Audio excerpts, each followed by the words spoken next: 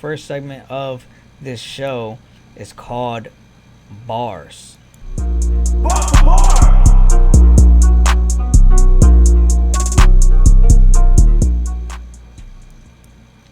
Now, bars is where we will break down the bars of a song. The bars can be punchlines, it can be lines that we like. We just break down the actual lines of the song. We don't care about nothing else really. We're not going to dive into samples. We're not going to dive into anything extra other than the pure lyricism in the song. So, that sir. song is Raydar. Raydar. Next one. Go for it, Nate. Yeah, man. So one of my favorite lines to start it off was, "In the danger, bro's been endangered. Been indentured, how my bros got business ventures." And then it follows up with, "My 9, I'm like 10 adventures, snap a finger, I could end adventures." Yeah, That one was bro, tough. you're always gonna get me with a Marvel line. Yeah, that one was tough. Right. So I mean, there was so much to that line. Like, I don't know if you caught it, but he also mentioned collecting stones, and he mentioned sir. collecting gems at the very end, and he said, "I can snap my fingers, make them disappear," and like so, like he subtly gave those things away in. Just because he said the line at the beginning of the verse, he still recalled it later on and said, collecting stones, collecting gems, snap a finger, make them all disappear at the very end. So it's like, it's too much, man. It was too good. What's funny is that you took one of mine, because I had that for my last. Yeah. Because I was gonna bring it back. You know what I mean? So but it all related, man. All of that stuff was all related. Yeah.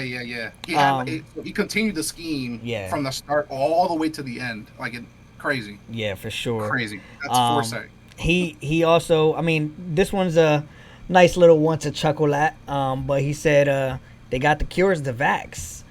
And then the bird. Yeah, man. The schemes, he keeps it going. You got Yes. another one? Yeah, man. So if you're always gonna find me wanting to listen to either Marvel bars because I'm a nerd, or God bars because I'm Christian. All right. And my man, all over riddled through this whole thing. You could tell, he's a God-fearing man, regardless of whatever the fact. You know what I mean? Mm-hmm. So one of them was, somebody told me when I was small that the pride cometh right before the fall. Right? God's son died for us all. So for mine, I'm running through a wall. Meaning, obviously, you know what I mean? I'll do whatever it takes. You know what I mean? For mine, for what is mine. You know what I mean? Which would be, like I said, it's just throughout the album, this is going to be a reoccurrence where he's just going to keep, feathering in family, God, the struggles, everything. You know what I mean? So that was a good one. One of my favorites on here is he says, "Trying to see how many urns I could earn." And it's crazy because if you listen to a couple lines before that, he talked about burning the farm. And then he talked about everything must burn. So when he does those things, it's like, oh my God. Then to throw in the urn. And then that's not all. Later on, he says, "Be a deer, let me volunteer, because I'm not in fear. I'm going to jump in the ashes." So he brought the ashes back later. Yo, man, that's just, that's tough. Him continuing the rap schemes throughout the verse, is something that it's impressive. only a certain amount of people can do that. Yeah, you have to be thinking. I mean, I don't know if he says he actually has ADHD or not, but you can tell his brain is almost kind of what's it called? When it's all over the place. I'm trying to remember. That's the word. why they call him JID, man. He's all over the place. Exactly. Yeah. That's actually his mother's nickname to him was Jittery Kid. He was a jittery kid, so JID. Yeah. And it's crazy because it's you don't know where he's gonna go with it, and it's like he probably had this Avengers idea, and then he says it, and then he's like, "Yo, wait, let's go back to that Avengers line," and he does it, 5 lines later. Callback. Yeah. That's what a lot of it's pretty dope. Great comedians do are callbacks. You know what I mean? Yeah. It's funny because you took one of the lines again with the cattle. I'm gonna steal cattle, whatever. Yeah. So I got another one. So cracking the whip, whipping the crack, just like them crackers that.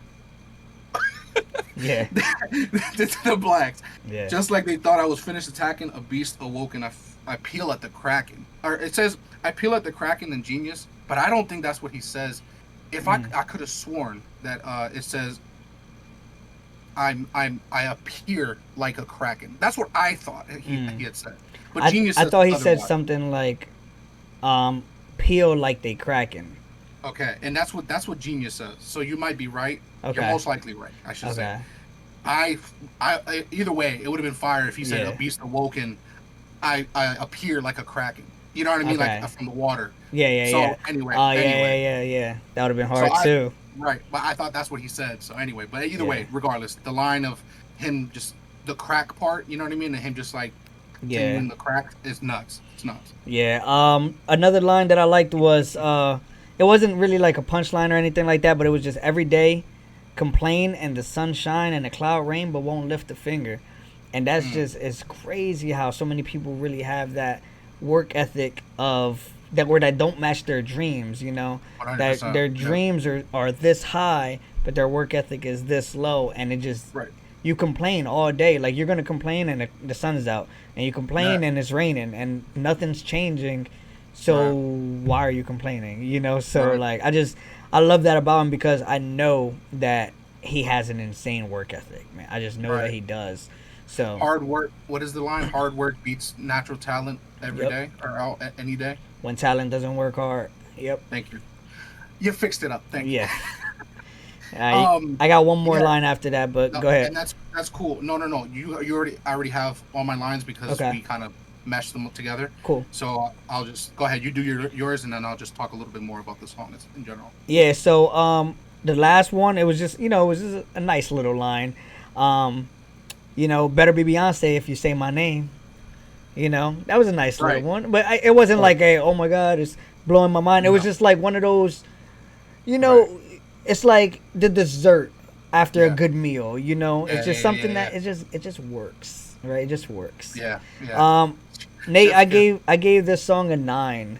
I thought it was a very, very, very good song. It's got a lot of bars. The replay value was great. It sounded good. The production was okay. I mean, the beat switching has been crazy all through the album, and I just don't know how much I love that. But I know he's highly inspired by Kendrick. And Kendrick is like the king of that. But that's the only reason why I gave some of these songs a 9 was like those the beat switching. Okay, so I gave the song a 10 out of 10, right? Okay, and I'll explain why. The production for me is bananas. I love, and I think like I said, you can always catch me or like kind of grab my attention when the beat switches, and you because if you think about it, they're wasting songs. Yeah, like they're wasting production. A third of a song, a third of a song, a third of a song. That's all. Those that one song could have been 3 songs if we're being honest, right? So like yet again, JID shows that he is a master of flows and pockets. Like he's literally Yoda of flows and pockets. I don't know how he does it. He's gliding on all 3 beats. You know what I mean?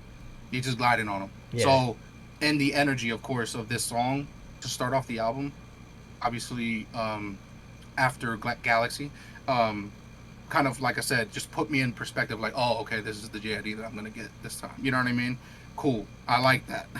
Yeah. But the thing is, and then of course on top of that, he didn't have to sacrifice bars for him being able to flow like how he's flowing. You know what I mean?